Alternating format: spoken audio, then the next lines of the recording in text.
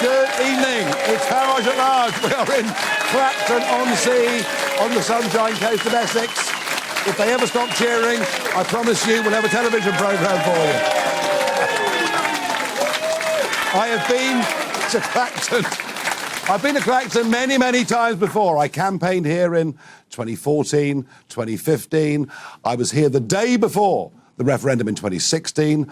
I was back here in 2019, did a big open-air event on the pier. This is very much Brexit land, there's no question about that. A massive majority, 73% of Clacton voted Brexit. And of course, it was here that UKIP won a by-election and held the seat in a general election. I could not be in a more Eurosceptic part of England, of that there's no doubt. But it is now nearly 6 years on from that referendum. And it is fair and reasonable to ask, has Brexit delivered for you? I'm asking that of the people here in Clacton. I'm asking you at home and in your cars that question. Let me know, Farage at GBNews.uk, what you think about that proposition. Earlier on today, I went out onto the windswept seafront of Clacton. Unusual, because every advert for Clacton says the sun always shines here. But when I went out today to talk to some Clacton residents, and I spoke to Leave voters, I spoke to Remain voters, to ask them, is Brexit delivering for them? Well, the government are failing. There's a lot of weak and wishy-washy people there who, quite frankly, are not up to the mark at all. I'm very sad. And I think an awful lot of other people with any common sense will be just that. Disillusioned, disappointed, and thoroughly sad about it. There's good and bad in everything. Yeah. I just think to be a part of the bigger picture would have been a better thing. I think the immigration, really, and all the expense on the hotels, and we've still got our own people sitting on the street. I think it's very sad. I don't think Brexit is actually working. That's my opinion. Yeah. I think more can be done, because obviously people you voted Brexit and that.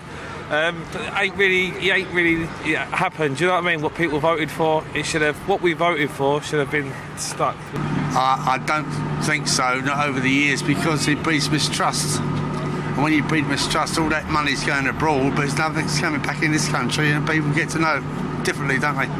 Well, the reason why it's worse is because we've got more and more people coming here. 500,000 more people, can't get an house, can't get a school place, and all they're saying is, well, we've got to look after them, it's our duty. Well, it ain't. We've got to look after our own people first.